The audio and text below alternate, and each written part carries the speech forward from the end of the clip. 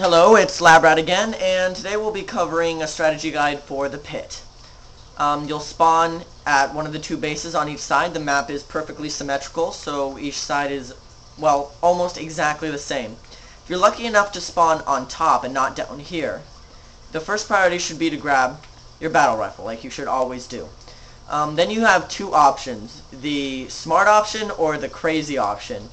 If you like close-up combat and a chance to die, you're going to want to rush the rocket launcher.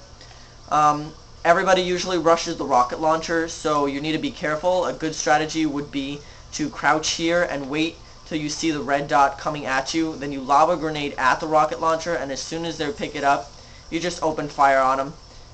Fill them up with bullets, and then pick up the rocket launcher that they're sure to drop. The rocket launcher should be followed very closely. It's one of the main weapons of the game, and you're going to need it if you want a quick victory. You should also be covering the invisibility. Those are the two. The rocket launcher and the invisibility are the main things you want to cover. Invisibility spawns every 3 minutes, so watch the timer at the bottom right hand corner of your screen. You are going to want to pick those up as soon as they spawn. It's a very strategic checkpoint, and if you hold both, you pretty much dominate the map. Other option, the smart option, would be to run over here and grab the sniper rifle from underneath. Then, what I like doing is coming up here and picking up this the regenerator, which is your best friend on this map. Then you're going to come down here and you're going to cover this the power shield with your sniper rifle. If anybody else is trying to take them, just shoot them. Before you try to kill them, your priority should be to grab the overshield. The way it works is as soon as you grab the overshield, you have about 5 seconds of invincibility while the shield is charging up. So even if they've got you down to no shields whatsoever, as soon as you grab the overshield, it'll just start recharging like so, and you've got a few seconds of cover. It doesn't matter how many times they shoot you. If it's charging up, they're not going to do any damage. So your first priority should be to grab the overshield and then kill them. After you've taken care of making sure that you got the overshield, you're going to want to come up to their base. If you look right there, if you lob a grenade right underneath that, it's going to explode right here where the other sniper would be. As soon as you come up, they'll probably be heavily damaged. You're just going to want to pick them off, and now you're at their base. Your next move should be to just start going behind their base. You're going to want to make sure that their base is empty. And then over here is the shotty, if you prefer that. I'm going to stick with the battle rifle. And then you can cover their side, and you're just going to want to come from one side to the other. Here you can cover the rocket launcher, the invisibility, and both sides. Now to cover some weaponry, right here are some of the few sticky grenades in the game. You're going to want them. These are usually close quarters, so sticking is quite possible. You're going to want to cover those sticky grenades. Visibility, like I said. A good hiding spot would be right here. If you jump on top of this and jump right up here, you can guard the people coming out of invisibility and people coming out of rockets without much detection. Be careful though. If they shoot the fusion coil, you're going to take heavy damage. Be careful of these fusion coils. They're used very often to kill people turning the corner. Now, the turret gun, you're really not going to want to touch that. Usually anybody with a turret gun is pretty much dead within 2 minutes. Right here, if you're playing Capture the Flag, you're going to want to hold this, the mauler, and you're just going to want to sit here. As they turn the corner, you're going to shoot and hit, and it'll be an instant kill. The shotty is in this room over here. This is a really well-made room. If you sit right here in this corner, the grenades, the way this room works is it's just going to bounce right around you. The grenades are very hard to put perfectly in this room if someone's holding a shotty. So I suggest that if someone is in a room with a shotgun, you're just going to want to ignore them. Another good hiding spot is if you jump on these fusion coils, you can jump up here.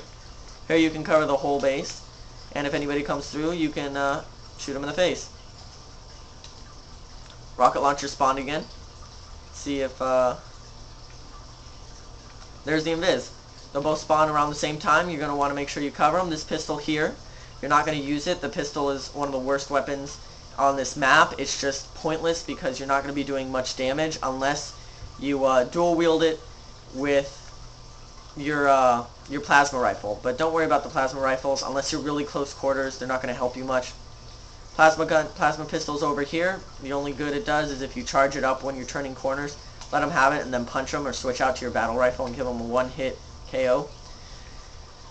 Now, for you people who just love sniping and it's your favorite thing to do, that's pretty much the only thing you're good at, an option would be to grab the brute shot, and if you come over to one of these windows over here, you can catapult yourself inside the upper room where you'll be safe. Just go up, aim down at your feet and a little bit up so you're hitting the wall, jump, shoot 3 times, and you'll go inside. Make sure you crouch so if you land on the edge you won't fall off. You'll go straight inside. Make sure the area around you is clear, because since you have no shields when you land inside, a quick shot could take you out. From up here, you've got the entire map covered, and unless someone else comes up here, which is very unlikely, you're in a completely safe spot. Only bad part is you have a brute shot, which is not the most handy weapon if someone does get in here, but it'll serve as a close-up weapon. You've got the sniper rifle, and you've got access to where the sniper rifle spawns if you run out of ammo too soon. Now, the needler is over here. You're really not going to want to use that unless you really don't have any other weapons. It's only good in open areas like right here, because if you're in closed areas, you're going to die before you get to shoot that whole needler out. Here you've got the spikers. I wouldn't suggest using spikers because, like the plasma rifle and other weapons, unless you're really close, you're not going to do enough damage to kill them. Remember, your recharger, which spawns right up here on top of the sniper rifle, is your best friend. What you can do is, if you don't want to go up there and snipe, you can sit right here on top of the sniper tower. The way it works is if you see someone, a red dot coming around this way, they're going to try to flank you.